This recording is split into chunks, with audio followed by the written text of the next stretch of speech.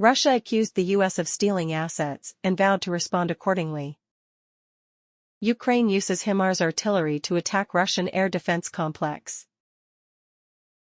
Poland declared its readiness to allow NATO to deploy nuclear weapons on its territory.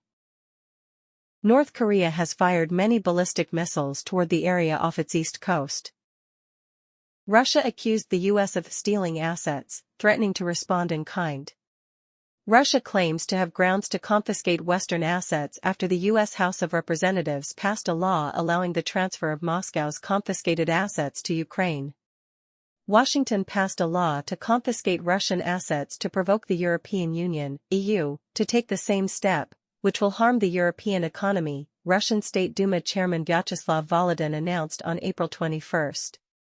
Washington made an illegal decision to steal assets. This will certainly undermine the confidence of other countries, businesses, and private investors in the U.S. And the principle of the vulnerability of assets that the global financial system relies on will be destroyed, Mr. Volodin commented on Telegram. He also warned that the U.S. decision would cause irreparable damage to international law by setting a precedent that would allow any country to take similar actions.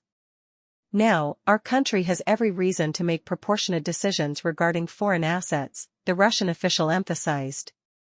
Mr. Volodin said that of the $280 billion in Russian assets frozen abroad, only $5 to $6 billion is in the United States, while about €210 billion, $224 billion, is in the European Union.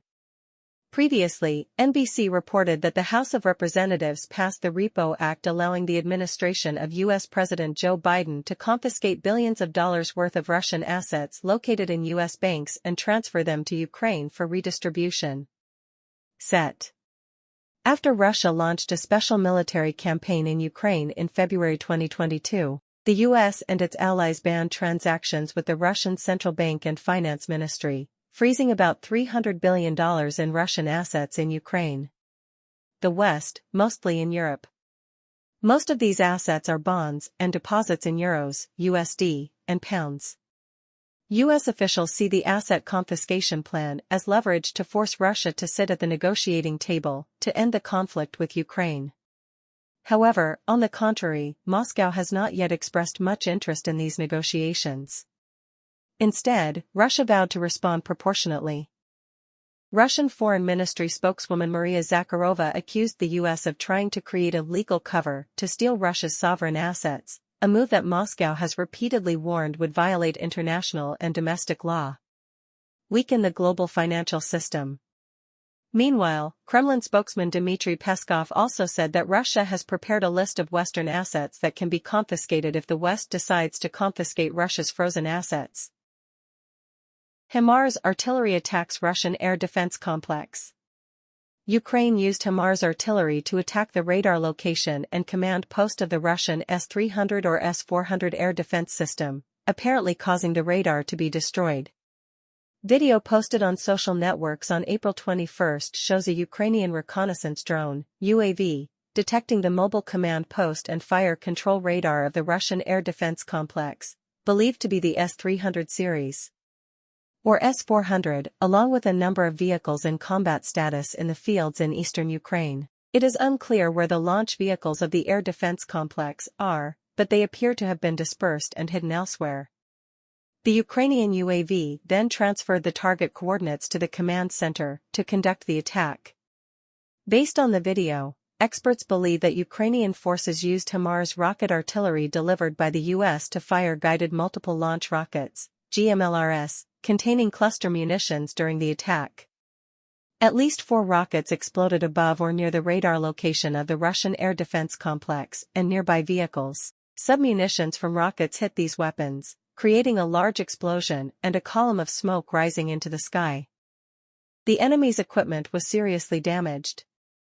Some equipment, such as radar, may have been completely disabled, Militarny, the Ukrainian military's electronic information portal, commented. The Russian Ministry of Defense has not commented on the information. If confirmed, this will be the second time in a week that Ukraine has successfully attacked Russia's modern air defense systems.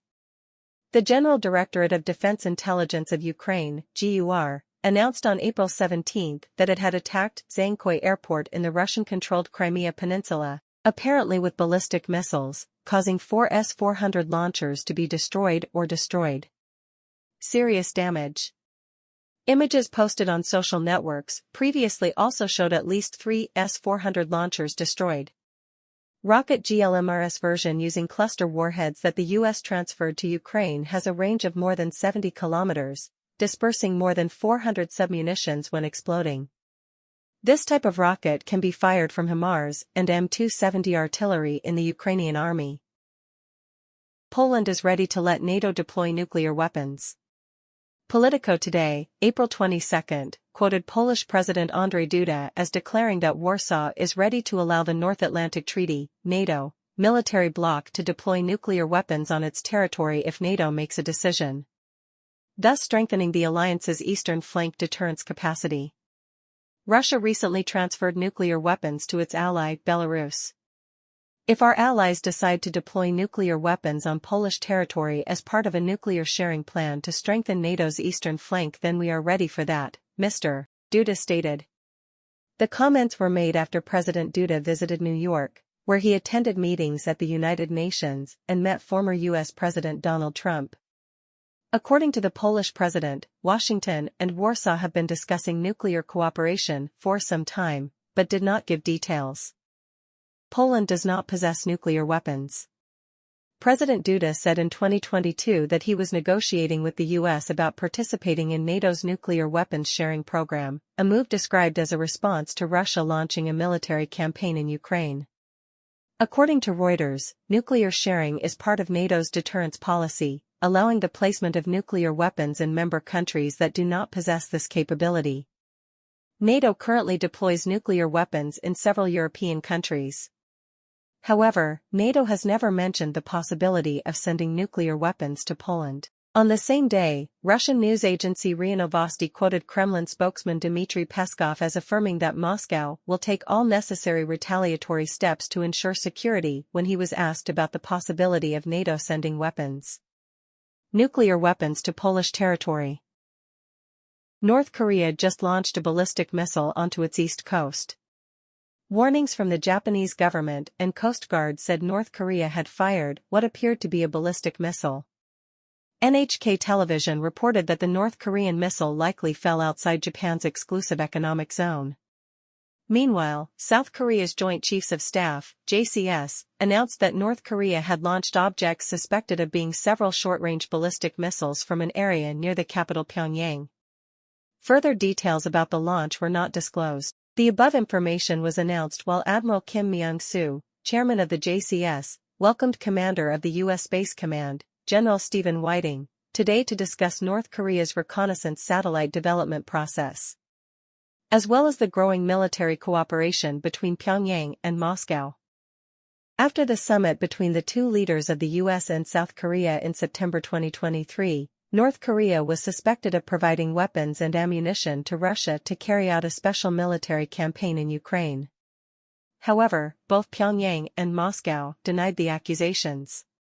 North Korea is said to be preparing to launch another reconnaissance satellite, after successfully putting a reconnaissance satellite into orbit last November. Last week, North Korea said it launched a strategic cruise missile to test a large warhead, and test-fired a new anti-aircraft missile. In early April, North Korea also launched a new hypersonic missile.